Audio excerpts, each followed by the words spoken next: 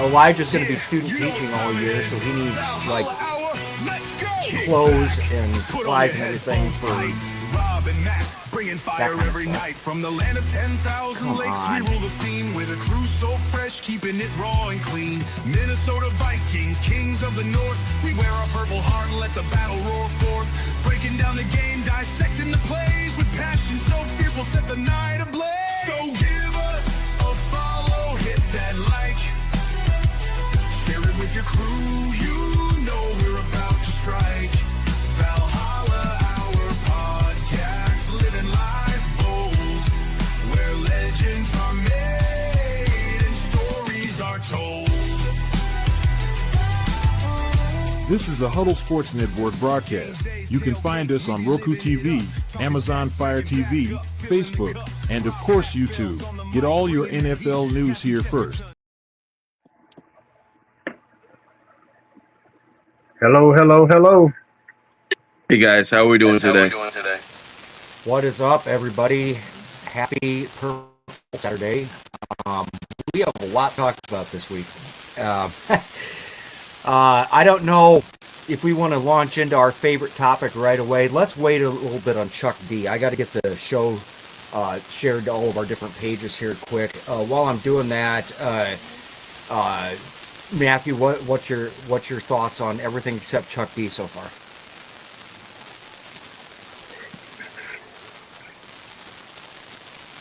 Matthew, I think you're muted. Yeah, you're muted. I think that or he lost his audio. No. You're muted. Can you?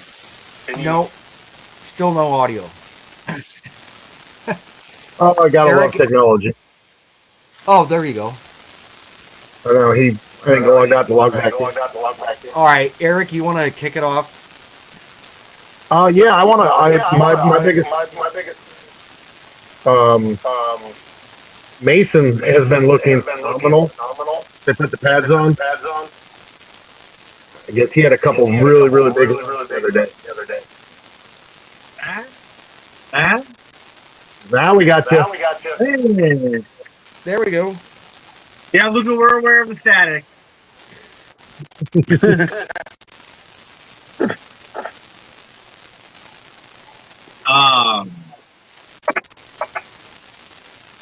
Yeah, I guess should I go again, or? Yeah, go ahead. Go ahead. Just start over. I was just going to bring up the security at Viking training camp this year and how everyone's commenting on how strict the filming is of plays. Yeah. Yeah, I heard that. I forget which team it was. Has signs up the practice facility that says, "Love our team, protect our plays, no video." Right. Oh man, this is brutal without the earphones in. It's rough without. Yeah, I can't hear a thing. Is it? I don't know if the earpods cut the mic, because it does it to Chesterton all the time too. Yeah, no, it didn't sound as bad if my earphones did, but I couldn't get my mic for some reason. Yeah, that's weird. Yeah, so just to jump on that, there's two Dustin Bakers out there. The one that we all like and everything else is the guy that lives in Sioux Falls, South Dakota, that writes all the columns for multiple things like Vikings territory and everything. The other one is a sports media guy that just does stuff that had worked for Fanatics, and he is mainly a Twitter account. Well, they busted him out on videos he wasn't supposed to be taking, and then Fanatics let him go. So there is that controversy going on. Yeah, Luca, we know. It's probably my mic, so when I'm done talking, I'll mute, because I don't know what else to do right now. But Lucas says Bartholomew is crushing it. Will take snaps away from Hawk. Lieber's opinion, yeah, that's there's a lot of big developments.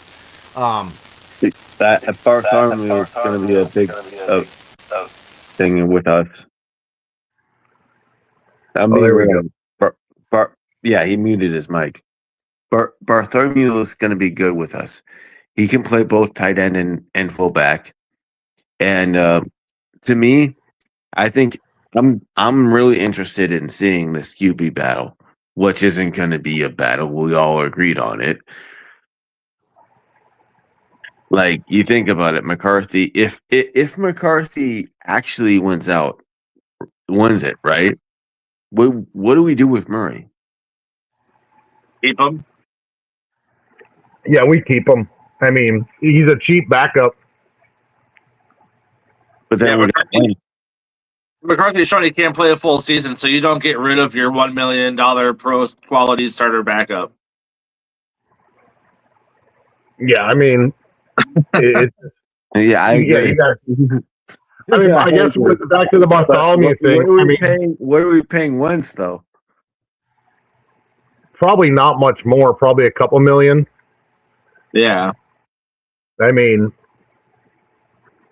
honestly, right now, no matter who wins this battle, I should say when Murray wins the battle, I think on paper McCarthy's 2, but I really think, in all honesty, Wentz is number 2 at that point. What were you going to say about Bartholomew, though, Eric? Yeah, he's, I guess, really stepped it up, considering last year he had a bad back injury in camp and missed the whole season.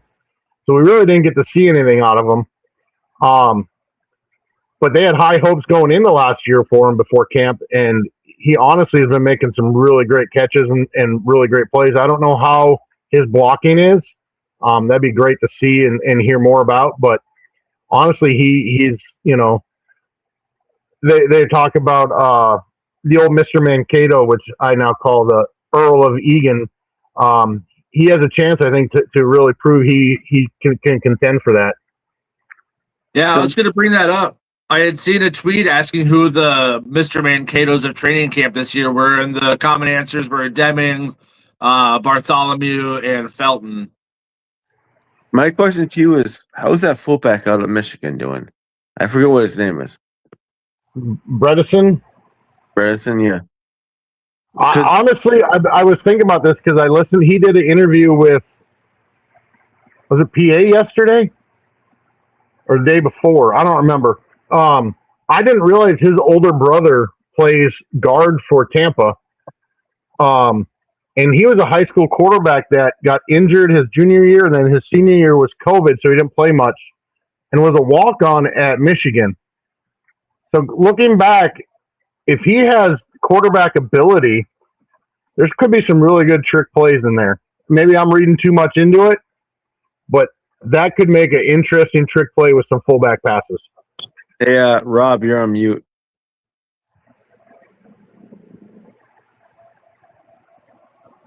Rob, you're on mute. He's talking, but there we go. No, I'm having a side discussion to try to figure out how to delete stuff out of this Chromebook. Is it staticky again now?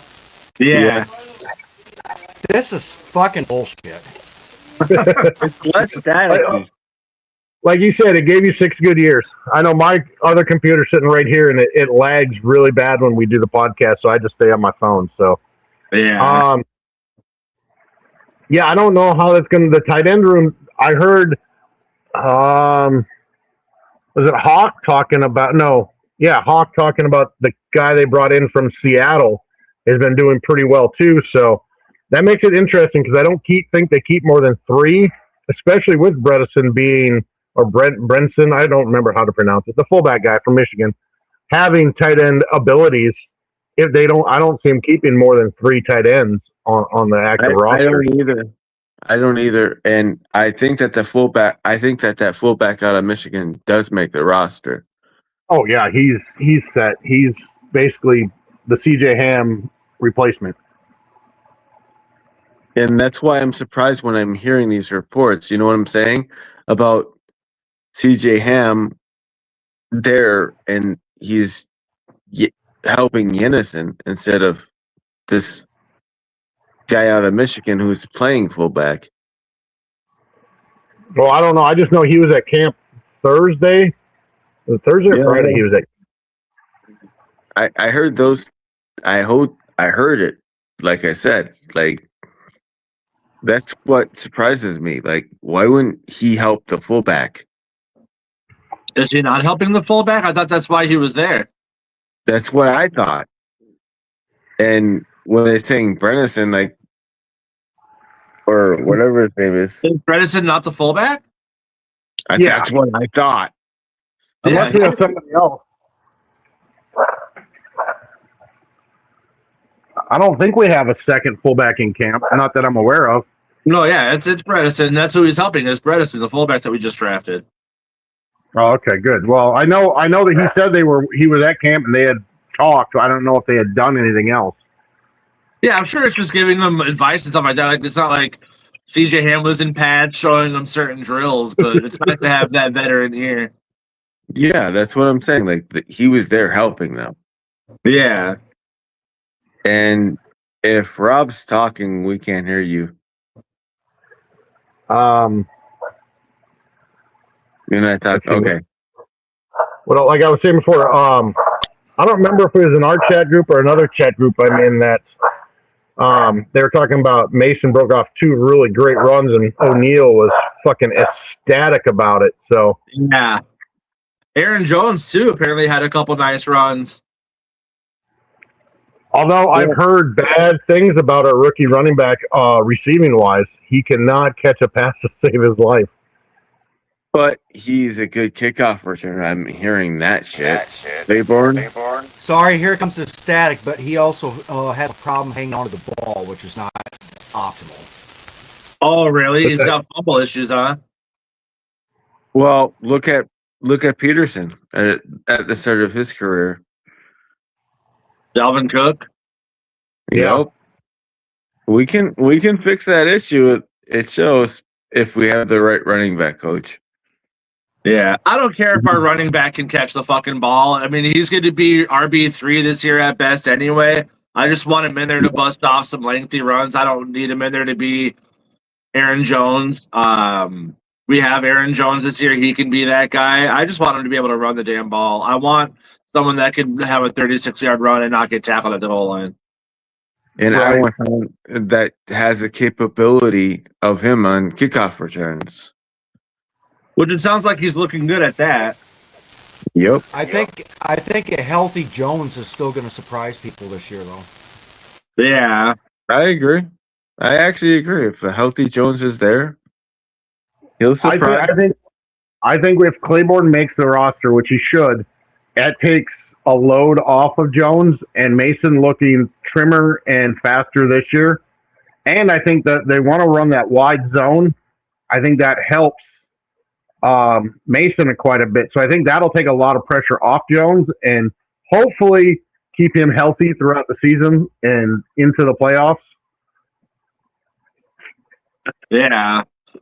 I think we need to take a lot off of Jones, play him a little less. I mean, I understand he's going to be mad about that, but at the same time, think about it. He's older in his age. Yeah. And this comment from Luca about he's scared to get hit. Well, I'd be scared to get hit too. Those guys are big some bitches. I don't want to get hit by Caleb Banks. Right. Which, speaking of getting hit, this is going to be a little off topic. Did you hear about Kirk Cousins getting in a fight with Max Crosby? Yeah, I saw just the headline on it. I didn't read the article. I guess they got into a little tiff. Hilarious. There must have been a lot of hex and shucks and gosh darns.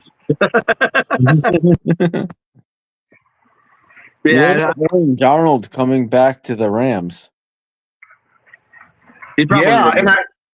and I heard that was a equipment issue. Was the only reason they had to report it because he wore a Rams helmet during a workout. They had to report that he worked out. If he would have wore his own personal non-Rams helmet, they wouldn't even have to report it to the NFL.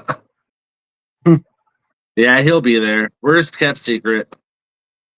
That sucks though. Myles Garrett and Aaron Donald. You got to be fucking kidding me. Yeah, Yeah, but he ain't gonna be as good as he was. he's still going to be better than what they had. And he's still not that old. And he's only been gone 2 years, and I doubt he let himself get out of shape. Right. He doesn't seem like the type that would. I don't think he did, but you know what? Everything I'm hearing is the second most amazing thing out of camp is the way Caleb Banks is getting after it. Dominic Orange has been kind of quiet, but you know he's a presence and everything. But the Caleb Banks, and I think Caleb Banks is getting the attention just because of the injury, everything else. But he's out there freaking fucking stuff up. I mean, he is a force in the middle of that shit. I like, and you know what? This is year one for these guys. We're gonna have them for a while. You know, and when I say the second most exciting thing, the first being Chuck D, obviously, because wouldn't it be funny day one where Isaiah Rodgers or the guy from Pittsburgh we got a brain fart. He starts over top of one of them two. I don't think he's gonna. I think he's gonna be a number 4. But even if you look at the depth chart of like the Vikings haven't officially put a depth chart on their website, but if you look at Pro Football Focus, they kind of do a lineup with a nickel and a base defense.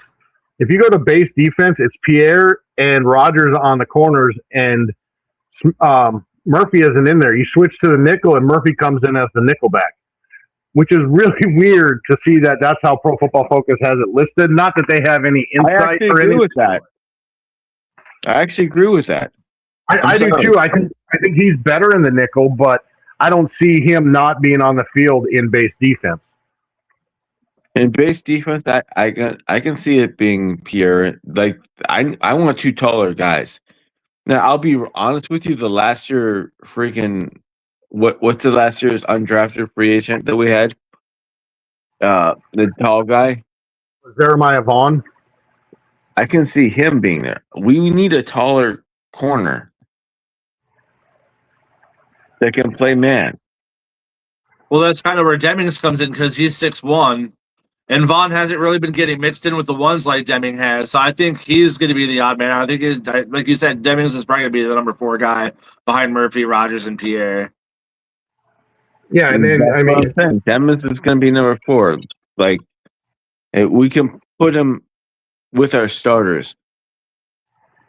although Demings is 6'1" and 195, so he's just big enough to play nickel, but he's more than adequate on the outside. I thought his combine was like 6'3", 180, but I could have read the wrong guy. At least he's heavier. He's thicker. 180 is just so light. I Googled it and everything, so if AI fucked me on that and somebody wants to come and blast me in the comments, it's AI, it's not me. I just did it could have been another corner I was looking at that was bigger and lighter, but no, he's been playing all right. But Rob brought up Banks. I was looking in his whole college career, as big as he is, he's only been credited with 1 tip pass at the line of scrimmage. Huh. I don't know if that's coaching or his technique is, he's getting into the backfield enough where he's not able to block it. But hopefully that's something they're working on with him, because as big as he is, that should be something we need him to do. So he's never played against McCarthy. Well, one second. We actually had the Williams wall, right? Kevin Williams is almost the same thing as him. He didn't have that many tip passes coming out of college. No, but I think isn't Banks a little bigger than Williams? A little bigger, yeah. I know he has a huge wingspan. I think Williams is 300 and something. I think Caleb Banks is a little bit bigger than what Kevin Williams was at Kevin Williams' midseason playing weight the whole time. Williams, I think, was 295. Dominic Orange is also slightly smaller than Pat, but has a hell of a lot more explosiveness than Pat Williams did, too. So I'm excited on this shit, you guys. Same here. We need something like the Williams Wall in our. We may have a 3-4 hybrid, but we need it. Yeah. Well, I mean, it just kind of sounds overall. We were talking about Mr. Mankato. Right now, it sounds like we might have 4 starting rookies off this draft class between Demings, Golday, Banks, and Orange. Because Golday is just getting nothing but rave reviews out of camp as well. He's playing with the ones. They're saying he's going all across the field, can play multiple spots. He's turning heads. Like, for Rob B to come in as the cap guy and potentially crush 4 out of 6 or 7 picks. Yep. We'll see, but so far, hats off to him. Yeah, and even if you get good role players, like the guy from Northwestern back, if they become quality role players, he nailed that fucking draft. Right. Especially if Claiborne becomes a special teamer and actually becomes like another one of our Harvins. You know what I'm saying? If Damon can actually run kickoffs and we don't have penalties on every single kickoff and he can secure the ball and whatever else, Miles Price can do other things. We don't have Miles Price be the punt return. Have Damon run the kickoff back. Exactly. I mean, if everybody that we drafted plays a role, it will be an incredible thing to see because we haven't seen it the entire time that Lazy was GM. Oh, I think we were ranked right near the bottom in snaps by rookies over the last 10 years. So, it's incredible to see the stats on that. I forget where I saw it, but we are right near the bottom on snaps by rookies over the last 8-10 years. It's crazy. Well, you look at our coaches though. Zimmer hated to play rookies. Oh, he did. That was an awful thing for our rookies. You even look at Jefferson, didn't really get playing time till week 2, 3. Daniel Hunter was benched basically the first half of his rookie season. Yeah, I mean, I don't know what Zimmer's old school, I guess, in the fact that you have to earn your time, but when you draft these guys in the first or second round, you expect to see them making some kind of not really spectacular plays, but contributions as a rookie. You're putting money and capital into these guys. You want to see return on your investment as soon as possible because, I mean, you look at 5th-year options for a lot of these wide receivers now. It's incredible. The amount, and quarterbacks, the amount of money they get just for the 5th-year option is insane. Yeah. Yep. Yeah, I mean, we're going to see that with Addison because this is his 5th year, he's coming up on his contract year or whatever. So, and who just got the stupid contract? Dave Blount. Yes. Addison's going to be expensive. So that being said, it's going to be expensive. We're talking about our players in camp and how they're performing, and Ty Felton's obviously also turning heads. And it was reported in OTAs that he'd spent the offseason training with the route runner and how to kind of step his game up, and now he's doing those crazy one-handed grab touchdowns. He's getting separation, and every day it seems like he's making a play. He's connecting with both quarterbacks.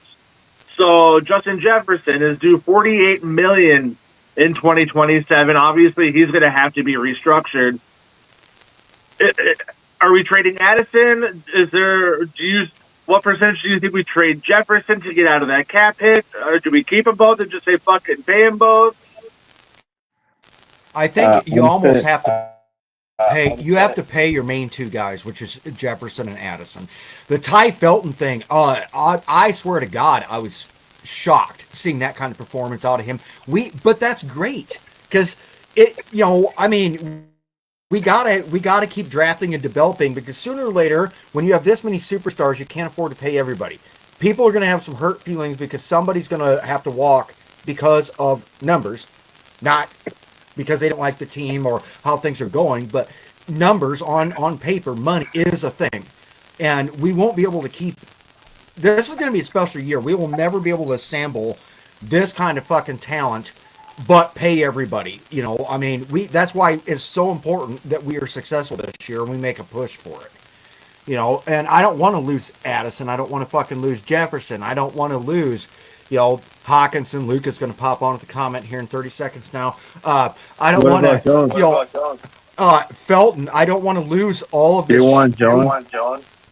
Jones, if he gives us a serviceable year and everything, and then decides to retire, God bless him. We do probably need to look. I'm not talking Aaron. I'm talking the guy from San Fran. Jennings?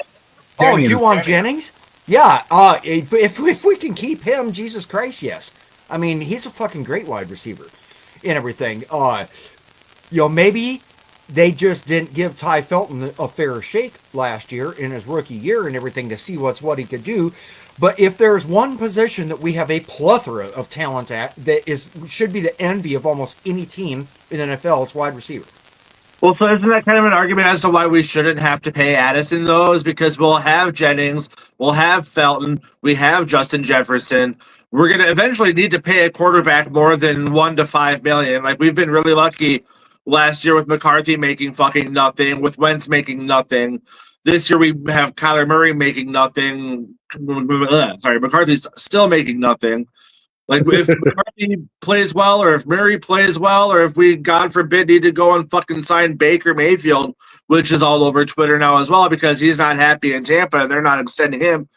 We can't pay a quarterback and 3 receivers and a tight end and a running back and Andrew Van Ginkel. We can't pay our team. Yeah, we're in a situation where we're going to end up having to trade or cut or release, or not really release, just not re-sign quality players because our depth is getting to the point where it's good, and we haven't had this issue in a while. Where, like you said, we have quality. I mean, you're looking at Felton, this Bell kid, the undrafted kid out of Georgia, that's been, you know, early was getting a lot of hype. You know, if some of these picks like Ty Felton pays off, then you're looking at letting Addison walk, you know, after his 5th year and getting a comp pick for him, or, you know, letting Hawk walk and getting a comp pick and drafting a tight end, or Bartholomew and Oliver step up and take the spot. You know, we've actually finally put ourselves in a position to where the guys below are stepping up and going, oh shit, do we really need to shell out $22 million a year for a wide receiver when we can keep Felton on a rookie deal for another 2 years? Right. It's a nice problem to finally have. Well, so I got in an argument on Twitter with someone about Addison's contract, and they said, well, because Zay Flowers is making $35 million a year, Addison's probably to get around $35 million. I said, if the Vikings sign him now, they have his last 2 years of, it was 800 yards, like 6 touchdowns 2 years ago. Last year, something like 600 yards, 3 touchdowns. He was suspended last year. He hasn't put up a 1,000-yard season yet. If they sign him now, they can say, like, hey, we would love to have you long-term at like 20, 25 million a year, which is still good for a wide receiver too. But if they wait until he has a full season, he pops off and either has 1,000 yards or 10-plus touchdowns. If they let him walk in free agency for a 3rd-round comp versus trading him for potentially a 1st-round pick, if not for sure a high 2nd, I would be heartbroken. Yeah.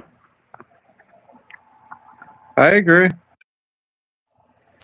Like maybe it ends up being one of those things as to where all said and done, we aren't able to keep in. I'm sitting this here as a guy that within 2 years has a Van Ginkel jersey, Van Ginkel t-shirts, you know, wore that shit proudly up and down the streets of New York City, lots of pictures. But, you know, we're having our own guys come up now. We might not be able to keep a Van Ginkel. Juwan Jennings might not be able to keep him. I would rather have the guys we drafted and developed. So if that means in a year or two that we're running Gold A, we're running Justin Jefferson, Jordan Addison, and Ty Felton is our big 3 and everything, but we don't get to have the nice things like a Van Ginkel, a Juwan Jennings, you know, some of these other things. like Eric said, we get attached to these guys because they do good shit. We like them. We buy their jersey, everything else. But it's a business, and at the end of the day, I'd like to see our guys that we've invested with since day one. And I will always love Van Ginkel, mainly because he's a Rock Valley, Iowa native. But no, I mean he's just fucking awesome. But we might run into this situation, and it's been years, like Eric said. We've always brought free agents in to fill the gaps because we draft, it hasn't worked out and everything. Well, look, all of a sudden now everything's working out, and it's like, well, holy fuck, now we got all these guys. Which ones do we keep? Tough decisions to make if you're a GM or a coach, right? Right. Well, I guess I just about blown in the water because that just makes me want draft picks even more. Because, yeah, if we're finally being able to draft and develop, like Felton is a draft and developed guy, Jefferson's a draft and developed guy. If we could trade Addison for more picks in a 2027 draft that's supposedly stacked with an assistant GM from Seattle that's nailed the draft the last 5 years, that just could further bolster this team the right way versus paying a wide receiver $35 million and then having to sign cheap free agent quarterbacks because we won't be able to pay a franchise quarterback at that point. I haven't watched lately, but there is talent. I think there's talent at receiver. Like, hey, why don't we do it? Why don't we trade Addison to like the Jets or to a team that needs a receiver? For number one. And Right. say, hey, give us your draft, give us a couple of first. Speaking of quarterbacks, it was mentioned earlier. What would it look like on the Baker Mayfield thing? I got to step out for a second, but I don't know, man. You can't drop Baker Mayfield and bounce. I know what's up with that. I don't want Baker. I'm sorry, I don't want Baker. And I love Baker. I think Baker's a great talent and a great personality, but at this point, we need to start developing long term. And I hate to say, if JJ is not the answer, we need to start looking forward into, another young quarterback in the draft this year or next. And that's where I'm saying the Addison trade comes in. Like, let's trade if Murray and McCarthy don't work out, right? Let's trade Addison. Yeah. And maybe McCarthy together and get a big lump sum. The argument with McCarthy was he's young, he can learn, he'll be there for a long time. Well, if it doesn't pay off, then it's a shot, And everybody's afraid to admit that if we give up on him and he goes to a San Fran or some other team and he turns out to be the next Darnold or whatever it may be, that we fucked up. But at the same time, you got to look at Jefferson's in his prime, Hawk's at the end of his prime, Aaron Jones at the end of his prime, Mason's probably in his prime. We can't just hope Jefferson or McCarthy gets better over the next 2 years in hopes to do something. It sometimes it's better just to admit you fucked up and move on.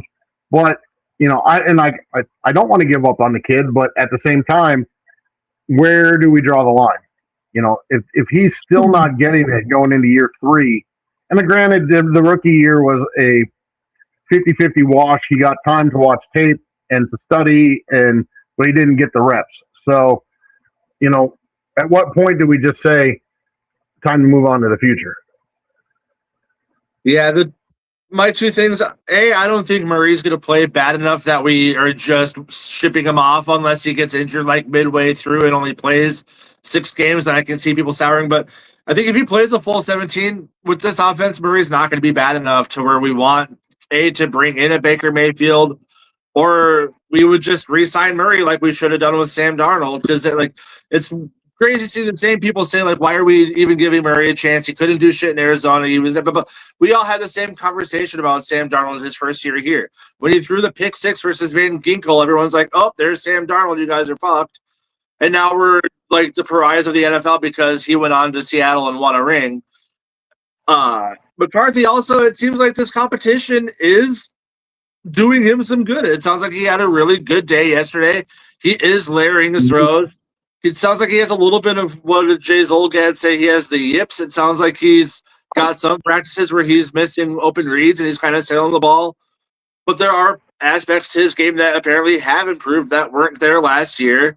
He's only getting like 30, maybe 40% of the first team reps. He's getting the first team defense against his second team offense, and it sounds like he's doing decent. So maybe if he has a full year of these types of competition and reps, he can still be the guy next year, which is the plan. Like Winkleman, you said earlier, what if he beats out Kyler Murray? That's the fucking goal. Yeah. If he can come in and beat out a guy that's been a starter for 7 years and has been a rookie of the year and he can outplay him, that would be fantastic. That's what we want to see happen. He just needs to make it happen. So on that, do we see both of them on Sunday or next Saturday? I'm pretty sure we see at least. Yeah, you almost have to. I think Kevin O'Connell has learned a lesson on that. I think he's got to play both of them. Here's an interesting one, though. This is going way off into left field just for a second, but since it is kind of tied to this topic, with the Vikings being one of the most cursed franchises ever, 4-time Super Bowl losers and everything else, is this team, in your mind, in your imagination, if it happens before we die, which is very iffy, but if we win a Super Bowl, do you want to see a guy hoisting the Lombardi at quarterback that we drafted, or do you just not give a shit because you want let's just win? I mean, we've had 38 fucking quarterbacks since I started watching football. I found a meme the other day. It started with Fran Tarkenton, went to Tommy Kramer, so I was a bit too young to remember Fran, but Tommy Kramer growing up, 38 quarterbacks. Well, Fran was drafted. Are we destined to win one finally with a guy we drafted, or are we going to be that team that just does journeyman stuff? Because obviously, look at Darnold. You can win with the journeyman. Hey, I would prefer to win with one we drafted. I would prefer to win with one we draft, but right now I just want that championship. So if it's a journeyman back there, I could care less. I could care less who wins it. I just want it. Well, Eric and I wanted Aaron Rodgers to hoist the Lombardi for us last year, and that's Aaron fucking Rodgers. I don't think we care who does it. Just do it. The best possible thing that could have ever happened in Minnesota history is Brett Favre hoisting it if the Saints weren't a bunch of dirty fucks. I'm saying, I don't care who does it. Maybe not Joe. Minnesota for a chance at a chip. I don't care who it is.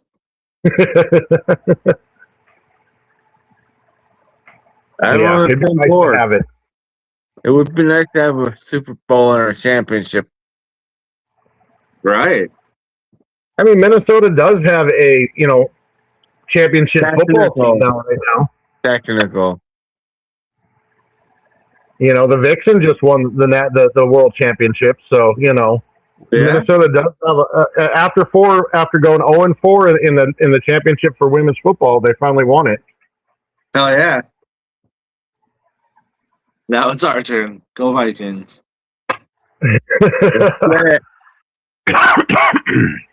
What are you gonna do, Noir?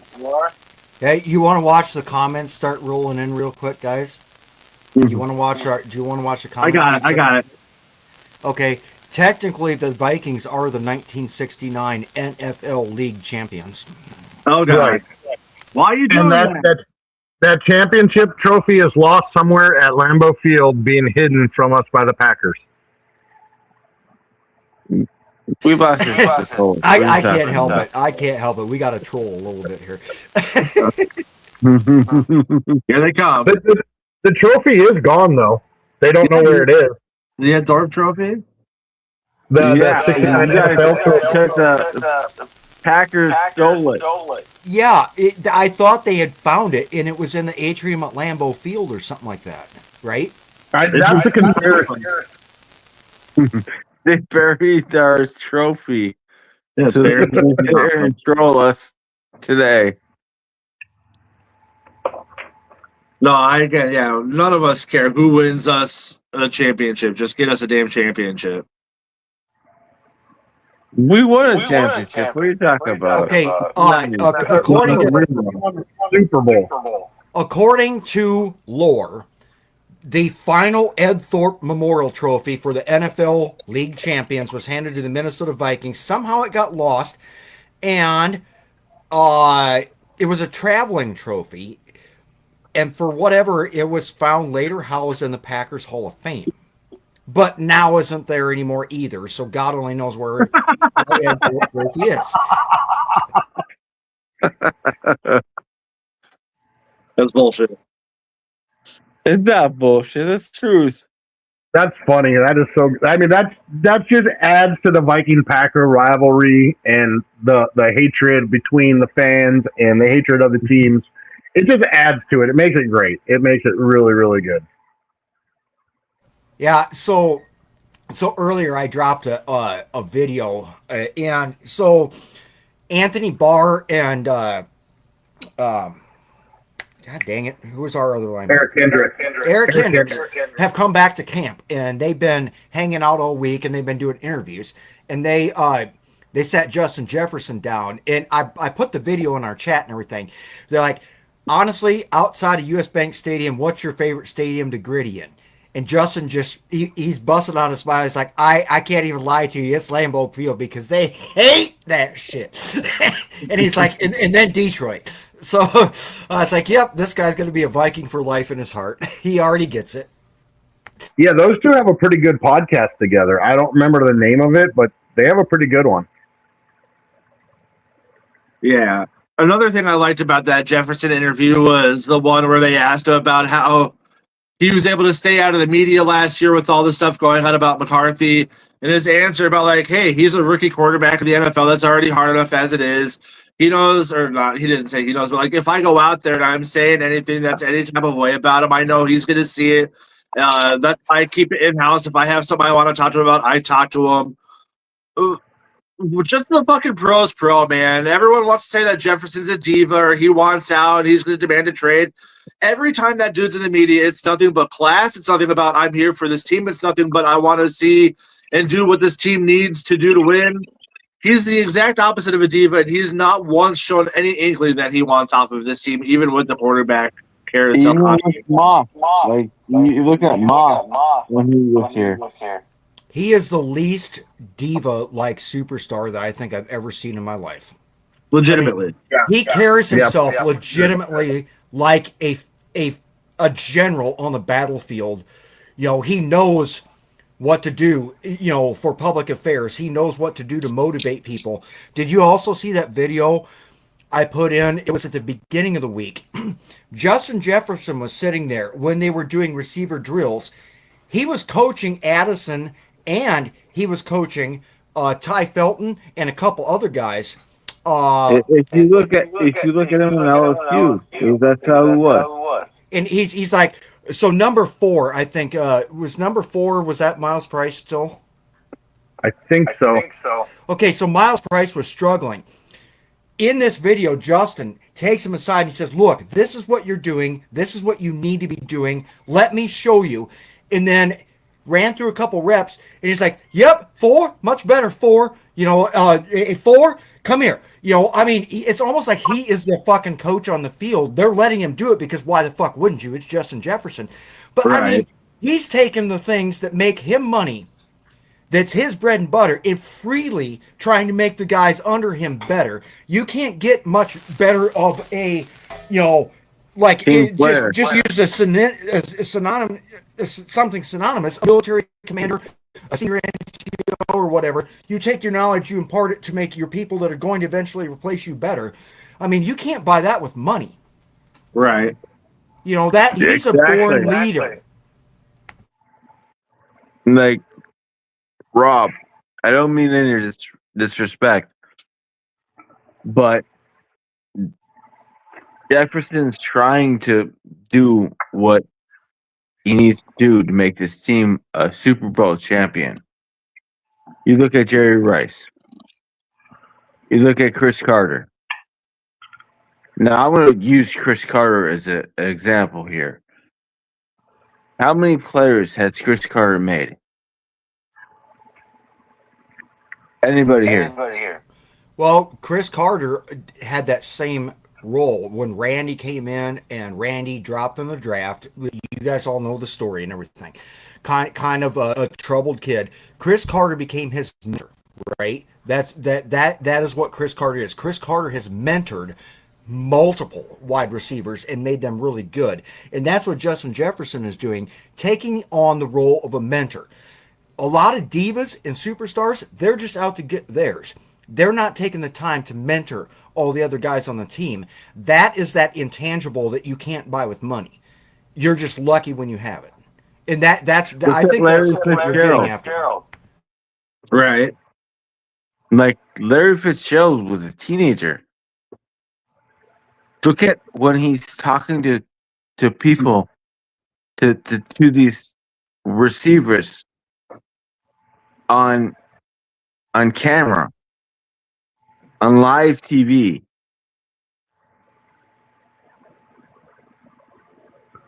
Chris Carter, like a lot of people look at him as an asshole.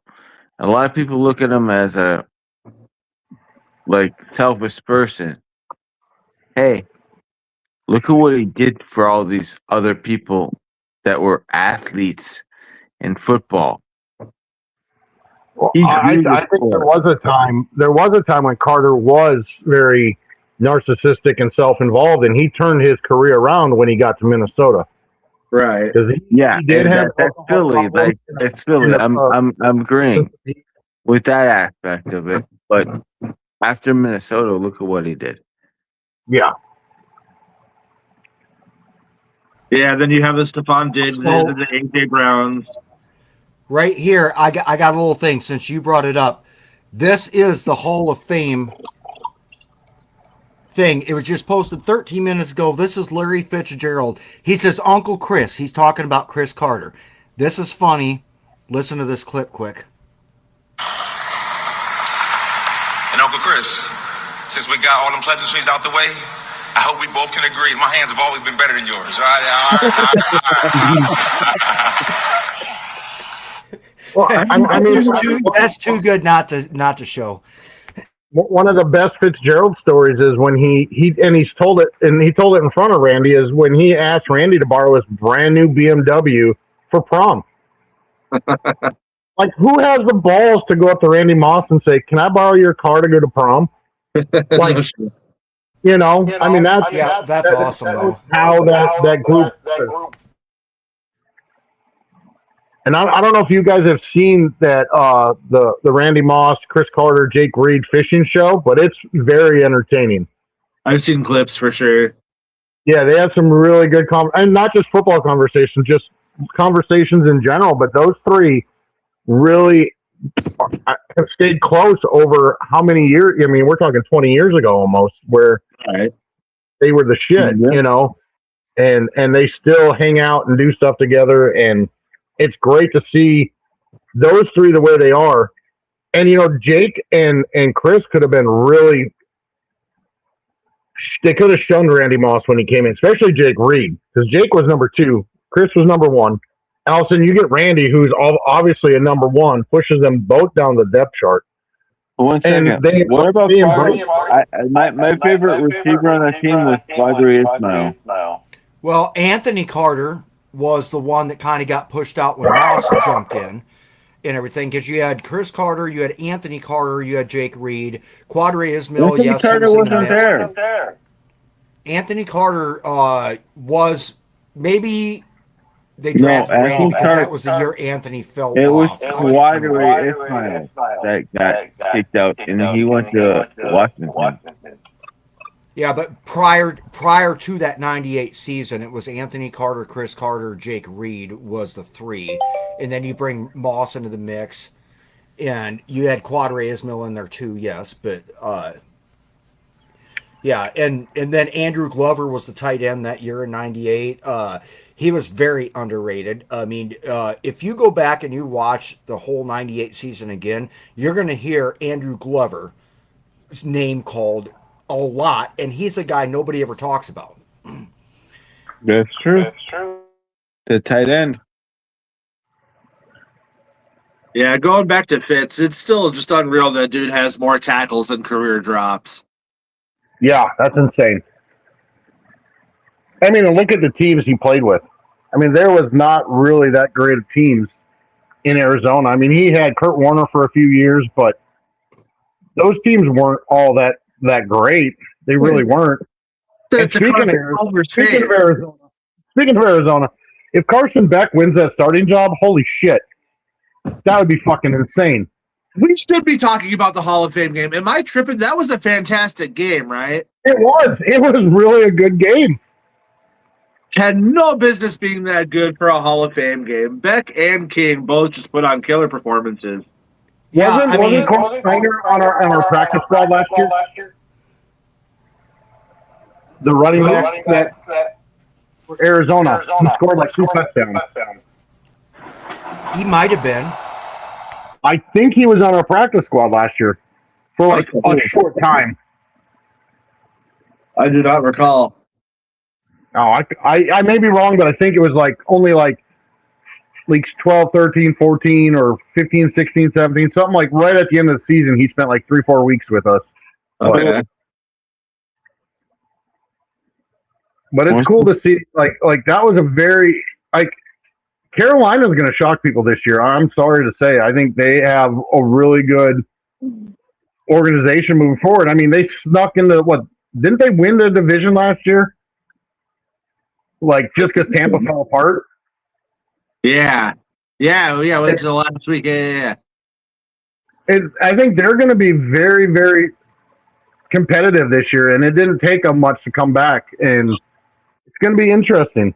Well, since Bryce Young's finally started to figure it out, so hopefully McCarthy can follow that. No, because I mean, this is going to be Bryce Young's 4th year as a starter, much less just his 3rd year in practice, and he's just now figuring it out. Sometimes it takes quarterbacks a while, but yeah, good for Carolina, man, and good for Arizona because obviously Brissett looks like trash.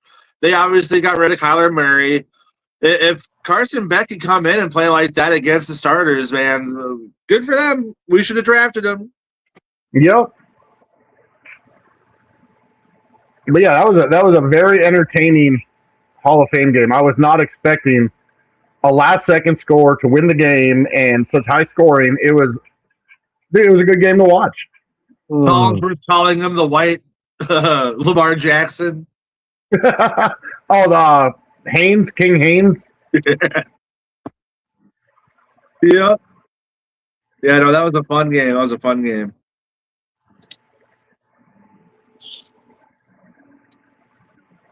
Now we got Packers Steelers on Thursday night.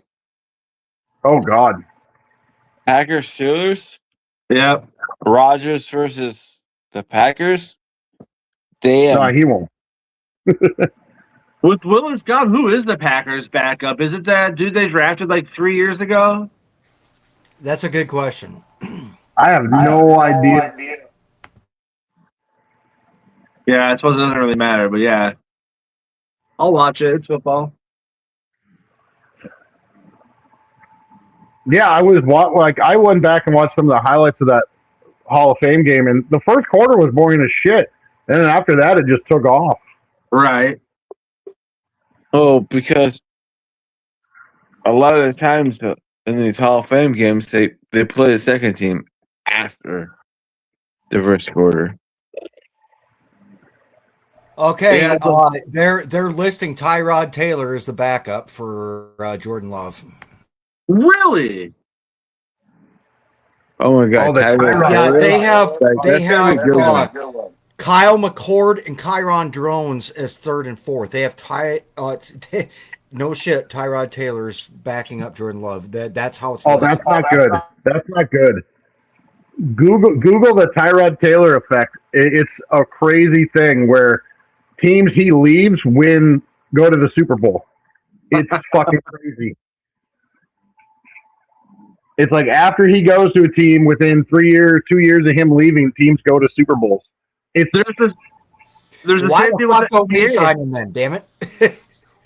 In the NBA, every team that fuck, now I'm facing on his name. The dude that we just traded to Brooklyn, that was Randall. Every time Randall leaves the team, 2 years later, they win the NBA title.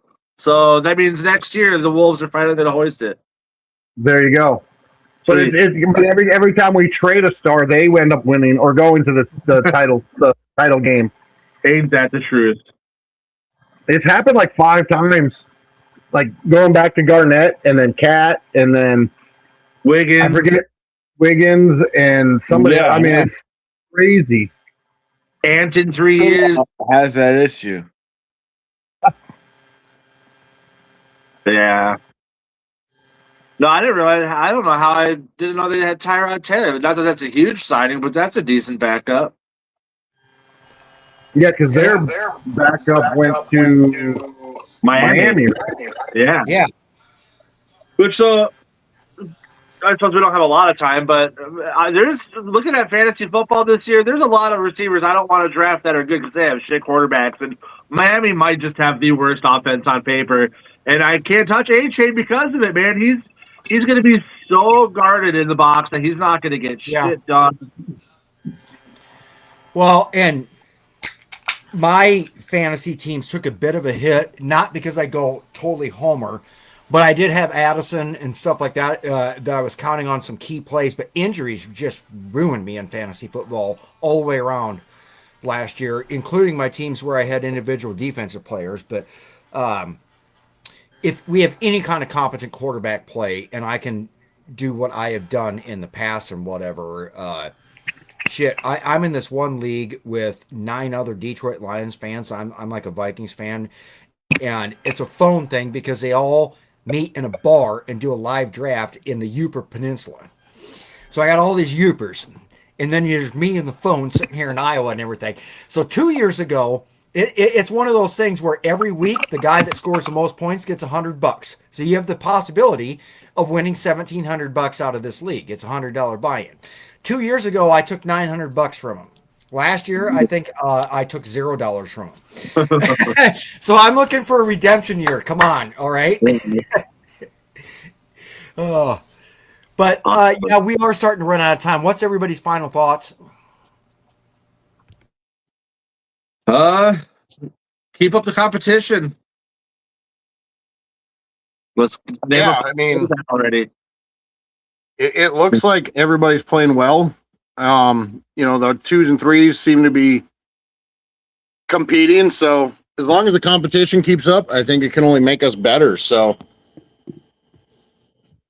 Right. I agree. And we have to keep up this competition. Every position needs to play the best. Nothing will make me happier than seeing Caleb Banks, Dominic Orange, Jake Golday, Chuck D, Damon Claiborne, all these guys that we drafted getting a lot of time on the field this year. I think we're going to win. I think winning games will be a byproduct of the joy that you see from actually doing your due diligence and getting good players on the field that you selected, right?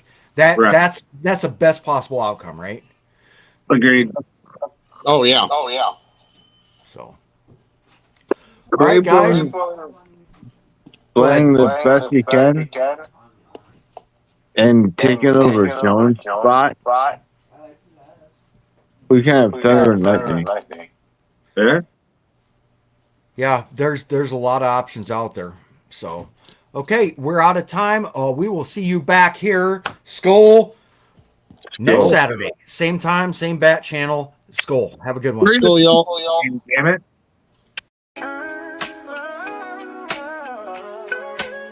Yeah, yo, it's game time, ain't no messing around. Huddle Sports Network, the best in town. From NFL rumors to the latest trends, we got all your sports, just tune in, my friends. Catch us on Roku, Fire Stick, take your pick. Facebook, YouTube, where the action's slick. Daily shows that drop like a bomb. From 10 to 11, it's Ken and Ken, stay calm. Huddle up, catch the vibe, feel the rush. Get your news, get your fills in the clutch. Over 27 podcasts, we breaking it down. Join the team, Huddle Sports, wear the crown. Live every weekday, it's how we roll. Lions Talk with Jeremy B, we taking a stroll. From 11 to 12, don't miss a beat. We break down the game, make the info sweet. The Daily Huddle Podcast, noon to 1. CST Zone, we're just having fun. Toss your doubts, we bring the facts. Tune into the Huddle.